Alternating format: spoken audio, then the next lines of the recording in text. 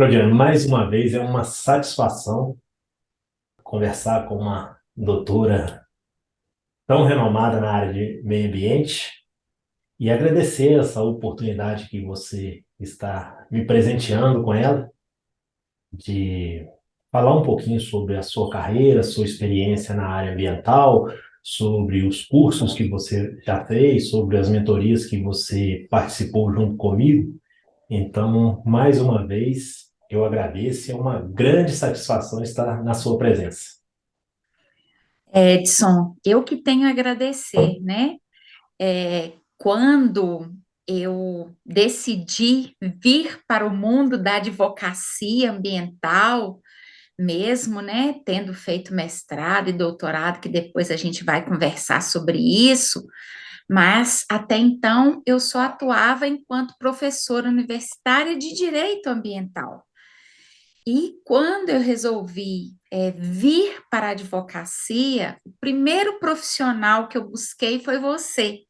Me identifiquei, né, com a sua simplicidade, com a sua verdade, né, dentro do que você dizia e colocava nas redes sociais, porque a tecnologia é uma realidade hoje, mas nem todos passam a verdade que eles realmente apresentam. E eu senti em você essa segurança, lógico que eu fiz outras mentorias, mas você foi a primeira pessoa, o primeiro profissional que eu busquei a parte prática, uma vez que eu tinha, era teórica de direito ambiental. Que honra ouvir isso. E realmente, eu procuro fazer alguns cursos na área ambiental, inclusive, como você é uma profissional que eu admiro muito, já manifestei essa admiração. Eu até te pedi indicação, né, de alguns cursos, e você também me indicou que fez outros cursos e achou excelente, porque eu acredito que devemos estar sempre nos renovando, sempre buscando novas fontes de conhecimento, principalmente porque a área ambiental é uma área que muda muito e também hoje em dia, para o profissional que trabalha com advocacia, com consultoria ambiental, tem essa questão da captação de clientes, de busca do mercado, do melhor nicho. E isso, como eu ministro treinamentos na área, eu tenho que estar sempre antenado quanto a essas situações que possivelmente um aluno meu pode me perguntar, pode se deparar, pode questionar uma questão. É importante a gente estar sempre bem informado sobre esses temas ambientais e também sobre a questão do mercado, como ele está se comportando atualmente e tudo mais. Eu queria que você nos dissesse um pouquinho mais sobre o seu currículo, né? Você acabou já dizendo que trabalhava dando aula sobre direito ambiental. Eu queria que você falasse um pouquinho sobre o seu currículo na área de meio ambiente. Então, Edson, eu fiz o caminho inverso de muitos, né? Eu já estou na vida acadêmica há mais de 16 anos e eu então segui a carreira acadêmica. No mestrado, eu estudei o uso e ocupação do solo em unidade de conservação de proteção integral. Esse foi o meu tema de dissertação. No meu doutorado, eu estudei a questão dos atingidos por barragens, em detrimento até, né, de nós estarmos no estado de Minas Gerais Uhum. e ter acontecido os dois desastres, né, tanto de Mariana quanto de Brumadinho. Então, eu quis verificar a respeito que como o direito ambiental constitucional ele vai buscar a proteção ou não dessas pessoas que foram atingidas em função do desastre. E ministro aulas, né, numa faculdade aqui do Vale do Aço, precisamente Ipatinga, onde eu estou, na disciplina de Direito Ambiental. E no ano passado, em 2023, eu fui verdadeiramente para a advocacia ambiental. Desde 2020, quando eu já estava em vias de terminar o doutorado, eu já pensava, né, em buscar a carreira na advocacia ambiental, que é uma área que muito me encanta, que eu gosto muito, apesar de muitos acharem difícil, eu não acho difícil. Ela é uma área complexa, que exige muito de nós a atualização. Não que as outras áreas não existam, não exijam, mas né, as leis nós precisamos olhar tanto o âmbito municipal, estadual e federal. Então, é nesse sentido aí, né, que é o meu currículo e que eu vim para atuação no direito ambiental enquanto advogada, estou debutando, né? Tem um ano que eu estou verdadeiramente na área. Não que antes eu não advogasse, mas hoje, né, eu estou no escritório, então é diferente, né? Sim, com certeza. E a questão aí que você disse do seu mestrado, do seu doutorado, dois temas importantíssimos, né? Super relevantes, que é o uso e ocupação do solo, e também essa questão dos desastres, né? Que envolve, né? Os atingidos por desastres aí ocasionados por barragem, por mineradoras, dois temas interessantíssimos e que certamente agregou muito à sua carreira profissional esses estudos, né? O aprendizado, eu acredito que deva ter sido muito relevante, né? Sem dúvida, sem dúvida. Foram divisores de água na minha vida profissional e digo também que na minha vida enquanto ser humano, né? Porque nós somos responsáveis, né? Também por essa preservação e conservação do meio ambiente. Está lá na Constituição Federal, no artigo 225, né? Eu sempre digo que o desafio não é preservar o meio ambiente, nem alcançar o desenvolvimento, é conciliar a preservação do meio ambiente com o desenvolvimento, porque sem ambos nós também não conseguimos ficar. A gente precisa de um meio ambiente ecologicamente equilibrado, mas também precisa de uma atividade econômica forte que gere emprego, que gere crescimento econômico, né? Até estudos comprovam que a pobreza ela acaba gerando, ocasionando muitos danos ambientais. São áreas sem saneamento básico, com muito lixo, com disposição irregular de resíduos. Então, são diversos danos que a falta de um capital pode ocasionar. Então, a gente tem que buscar conciliar essa parte da preservação ambiental com a questão do desenvolvimento. Sem dúvida, é a questão do tripé da sustentabilidade, né? Sim. É o econômico, é o social, né? E a questão ambiental.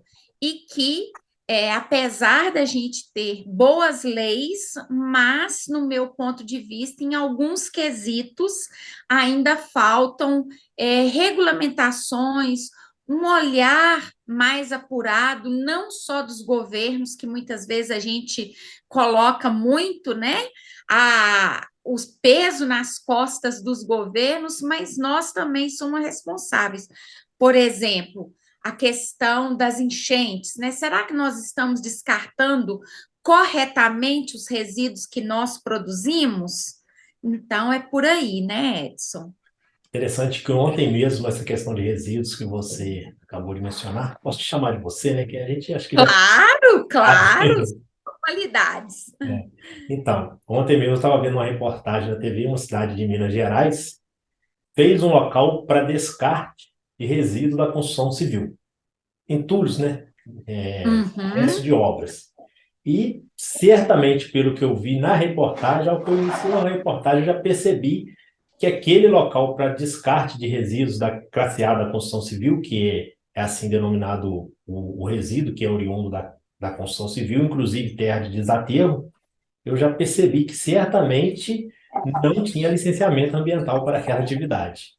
E o problema se tornou ainda maior porque as pessoas, ao invés de lançarem só resíduo da construção civil naquele local que a prefeitura destinou para tal finalidade, passou a lançar lixo também, todo tipo de resíduo urbano, lixo doméstico e tudo mais. E aquilo ali virou um lixão a céu aberto e se tornou um problema para os moradores locais, para a sociedade. Então, daí vem essa importância também do licenciamento ambiental, da correta aplicação das normas vigentes, da observação dessas normas. O local destinado a resíduos de construção civil, ele tem que ser licenciado e tem que ser destinado somente a resíduos da construção civil, não aos demais Sim, domésticos, resíduos urbanos.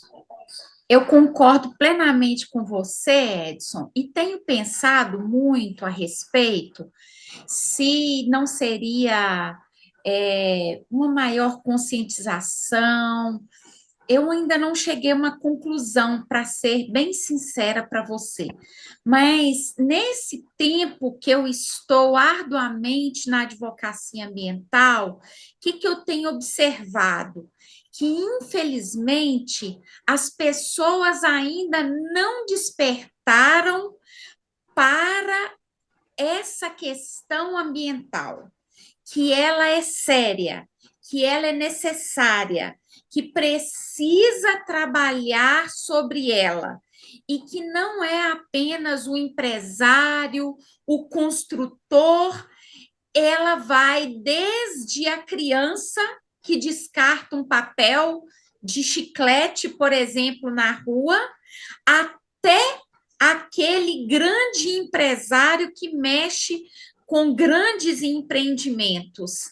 Então, eu não sei, ainda não, como eu disse para você, eu não consegui detectar se a questão está numa maior fala nossa, que estamos à frente, que somos especialistas, se são os governos, se são nós com os governos, e que ainda valorize o profissional.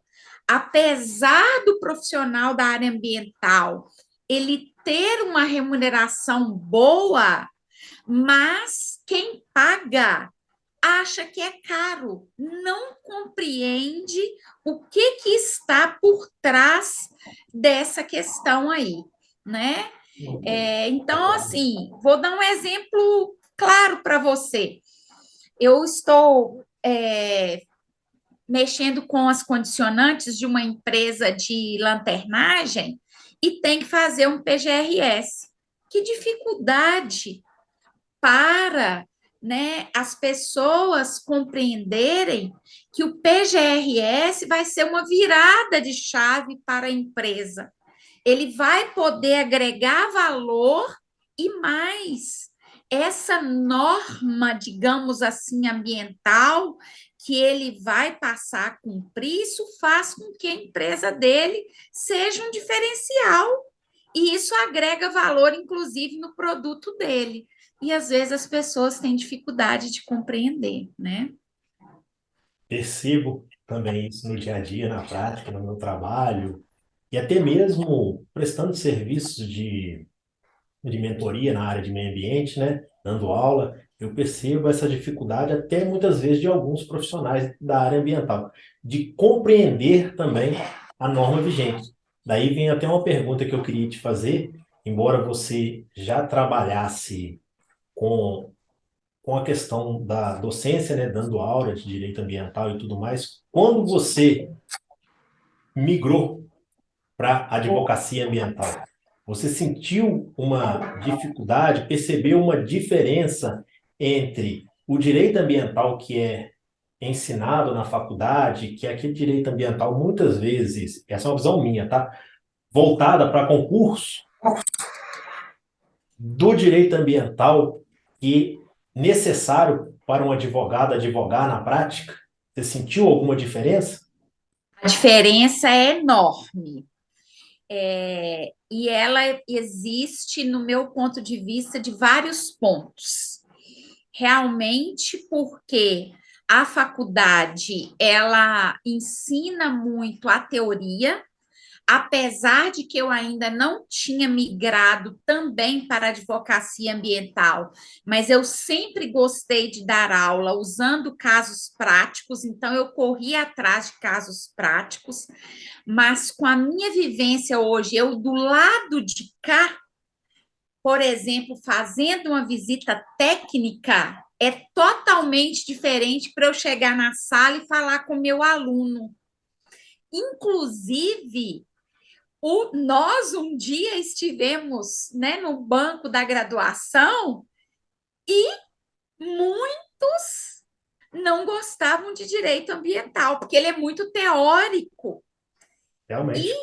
o meu aluno, depois que eu passei para o lado de cá, que eu digo, para a advocacia ambiental, eu tenho despertado interesse nele para a área ambiental. Isso é muito gratificante. Os concursos são bons? São. Mas você também pode fazer a diferença na advocacia privada, na área ambiental, prestando só consultoria, só uma advocacia extrajudicial. É completamente plausível. Agora, uma outra questão é, inclusive, como eu disse na nossa conversa, no início da conversa, que eu busquei você primeiramente, que eu pensei, eu preciso de alguém que viva a prática, porque eu preciso entender melhor a prática. Uma coisa é eu ver o caso, outra coisa é eu ir em loco e pegar esse caso, juntar com a legislação, com um laudo técnico e fazer a minha argumentação jurídica. Então, é importante que a gente busque profissionais que tenham prática para nos auxiliar. Isso aí é importantíssimo na área ambiental, sem sombra de dúvida. Você até consegue advogar, né? Por exemplo, no meu caso, que já tinha me especializado academicamente falando, sim, mas quando eu escuto um profissional técnico e de vivência prática, agrega, nossa, imensamente para o meu trabalho. Eu vejo que na área ambiental tem uma dificuldade muito grande, até para nós, como professores. Por quê?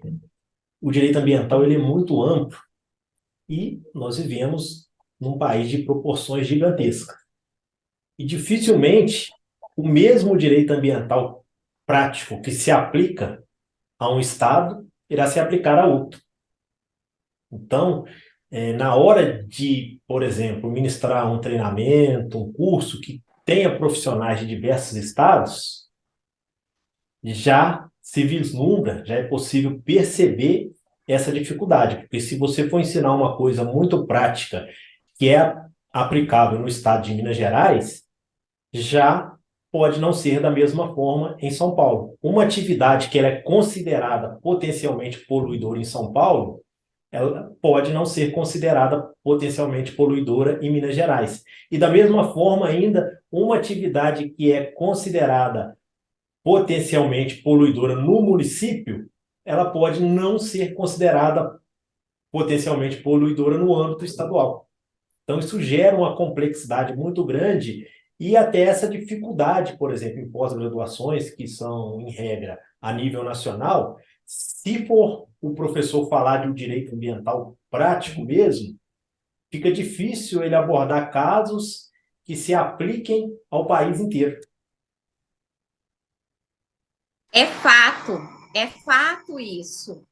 E é até interessante também essa questão de fazer os cursos e tudo, porque às vezes você vai pegar profissional de outro estado, né, para ministrar o curso.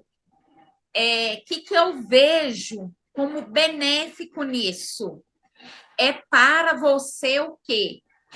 Refletir que eu posso, apesar de ser diferente, que eu posso usar de argumento nessa lei que eu tenho aqui, por exemplo, no estado de Minas, que vai me dar uma brecha para eu conseguir argumentar tal fato.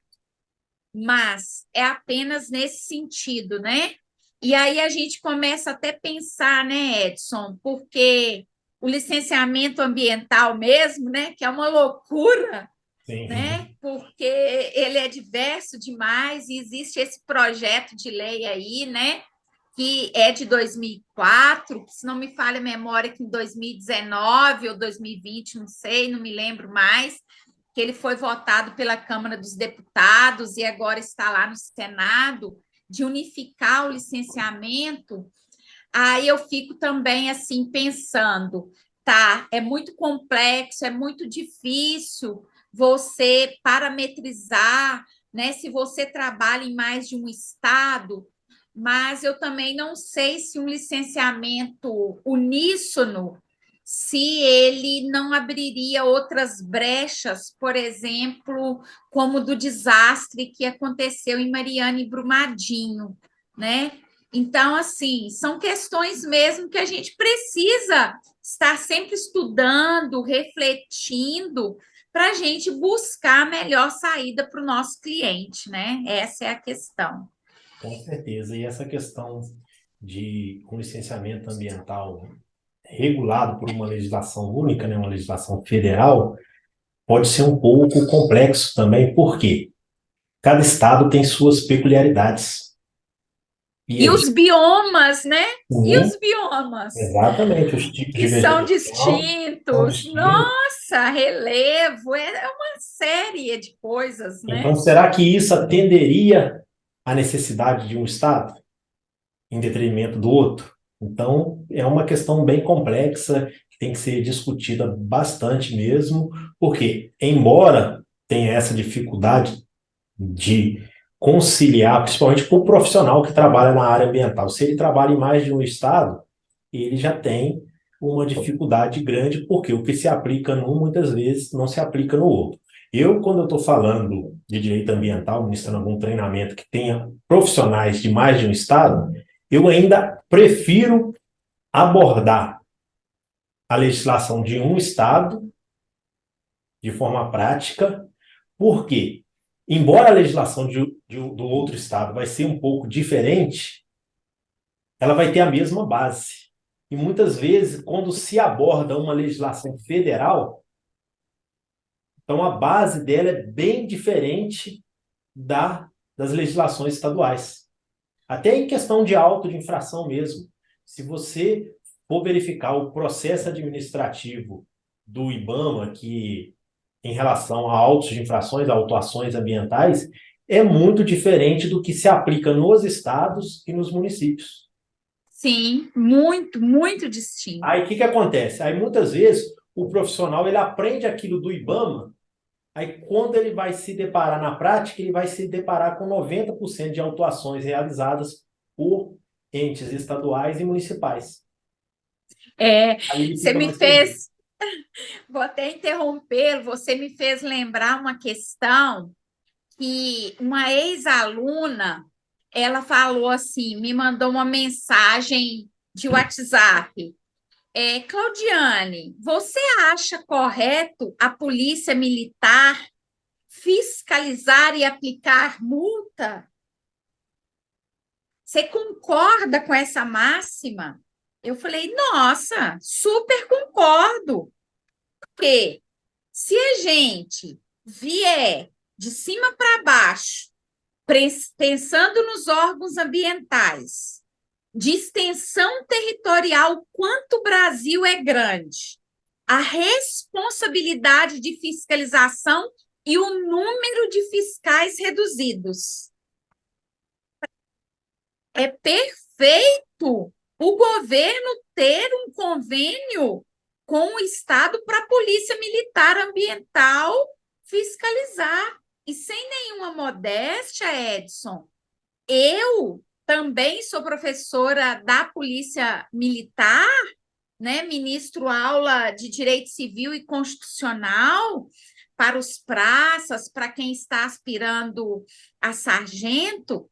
Então, eu tenho um convívio diário com a Polícia Militar e, sem sombra de dúvida, a Polícia Militar Ambiental é muito qualificada. Eu estou falando a de Minas. Sim. Eu a vejo como muito qualificada. Quando eu fiz a minha pesquisa de mestrado para a questão da uso e ocupação do solo e unidade de conservação de uso restrito, eu trabalhei com 2.100 heads da Polícia Militar Ambiental e fiquei encantada como tinha sido quantificado. Então, ela é muito necessária. E se a gente tem uma fiscalização onde não ocorre tanto altos e baixos, eu, né, coloco essa máxima, esse prêmio, digamos assim, à Polícia Militar Ambiental, sabe? Acho que ela auxilia muito. Pelo menos falo de Minas Gerais, é claro, Eu né? tenho 16 anos que eu trabalho na área de meio ambiente, e nesses 16 anos, Claudiano, eu vi 3 vezes e trabalhei com eles, 3 vezes apenas fiscais do IBAMA.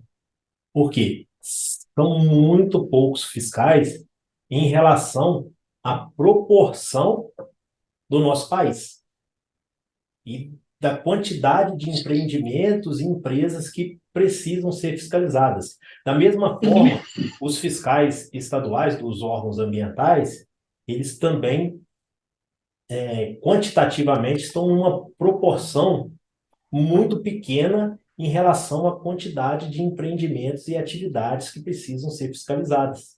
E sem Sim, esse auxílio da polícia ambiental, iria diminuir drasticamente essa fiscalização e, com isso, iria aumentar também expressivamente a quantidade de crimes ambientais, a quantidade de desmatamento, a quantidade de uhum. poluição, de degradação e tudo mais.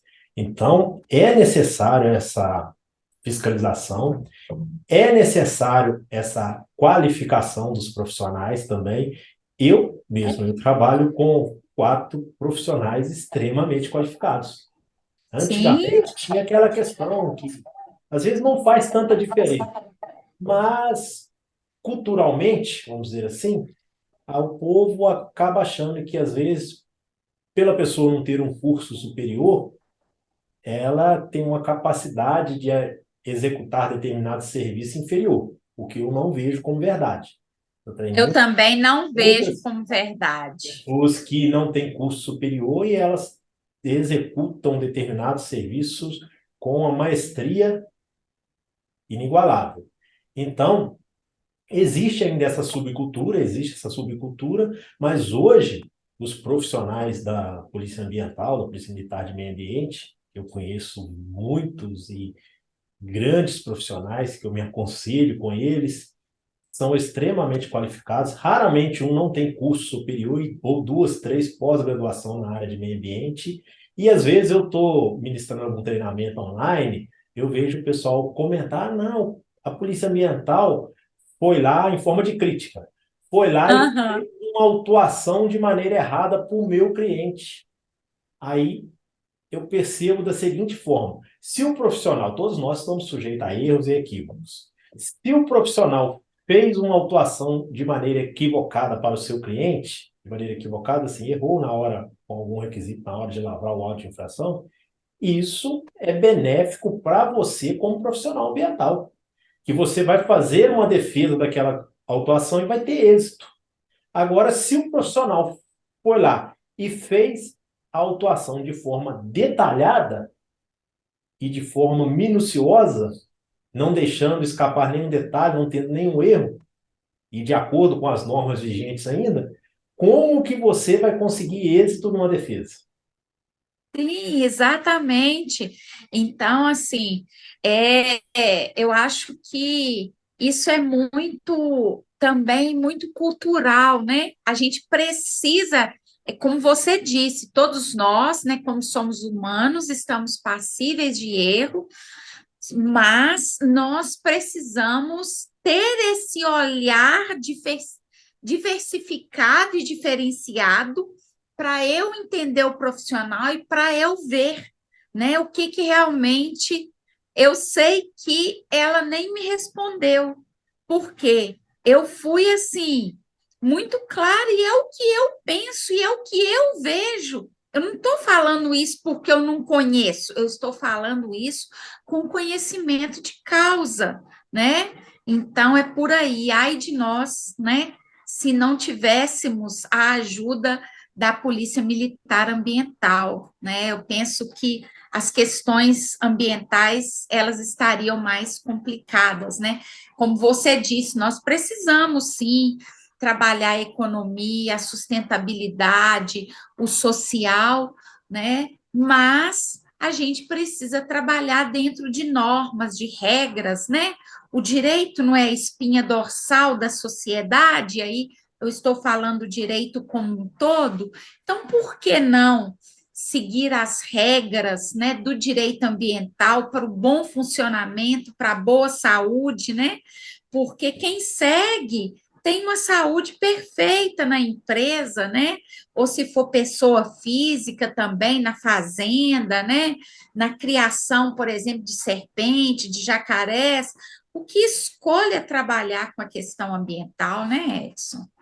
E a questão da fiscalização, eu vejo que ela é benéfica também no seguinte sentido: se você trabalha correto e o outro profissional não trabalha de forma correta e não tem uma fiscalização, aquele profissional que não está trabalhando de forma correta, ele está levando uma vantagem econômica sobre o seu trabalho.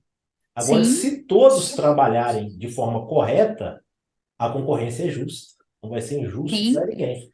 Se o valor do exatamente. seu serviço, do seu produto, tiver que aumentar devido a questões de taxas, de licenciamentos e tudo mais, o valor do serviço dos demais concorrentes também precisarão ter esse reajuste devido aos custos que eles têm, que eles terão, né, ou têm para regularizar. Então é justo. O que não é justo é um trabalhar de forma certa e o outro trabalhar de forma equivocada e não sofrer uma fiscalização para que obrigue, para que ele passe a trabalhar de forma correta. Então, eu vejo que a Sim. fiscalização ambiental ela também é benéfica nesse sentido, para tornar o mercado um pouco mais justo. É, é a concorrência leal, né? Eu Sim. acho que faz parte, é isso mesmo. E, ô Cláudia, você já disse aí que eu fui, né, um dos primeiros profissionais que você fez curso comigo. Eu lembro que você fez o treinamento de Direito e Licenciamento Ambiental na prática. Depois você fez também uma mentoria individual. Nós tivemos também uma mentoria em grupo com a sua sócia do escritório, né? E o que levou você a querer participar do treinamento de Direito e Procedimentos Ambientais na prática, a me procurar para ministrar mentorias para você, para o seu escritório? É como eu disse para você, antes de eu vir, eu fiz várias pesquisas. Então, eu fui analisar o mercado. Eu passei por uma questão também pessoal, que eu fiquei afastada durante 6 meses. Tive tempo para fazer essas pesquisas. Quem eu queria seguir, quem eu queria ter como exemplo. E eu gostei muito do que você colocava nas redes. Então, a partir daí, eu fui participar do seu curso. E quando questão muito específica lá no escritório, eu comentei, né, com a pessoa na qual eu trabalhava no escritório que eu queria conversar com você para uma mentoria de você, como é que funcionava aquela questão. Mesmo porque que ocorre, Edson? Eu penso que a gente precisa sempre tentar fazer o melhor para o nosso cliente. E se eu sou especialista, eu preciso buscar o melhor. Então, às vezes, eu estou com a ideia, eu li a legislação, mas eu volto a dizer: o seu olhar, que é técnico, ele é diferenciado, né? É mesmo você estando constantemente fiscalizando, você tem um olhar diferenciado. Então, eu vi que isso ia agregar e muito para a defesa que eu iria fazer para o meu cliente. Eu, nesses anos trabalhando na área ambiental, eu sempre, quando chego em algum local, aí já fiscalizei infrações e empreendimentos de todos os tipos que se possa imaginar. Eu sempre tento olhar uma visão do empreendedor, olhar com uma visão do fiscal e olhar com uma visão do profissional ambiental, porque aí eu aprendo percebendo as três visões, porque normalmente você conversa também com o empreendedor, você conversa com o profissional ambiental e você conversa com os demais fiscais ambientais que estão te acompanhando numa fiscalização. Então, isso aí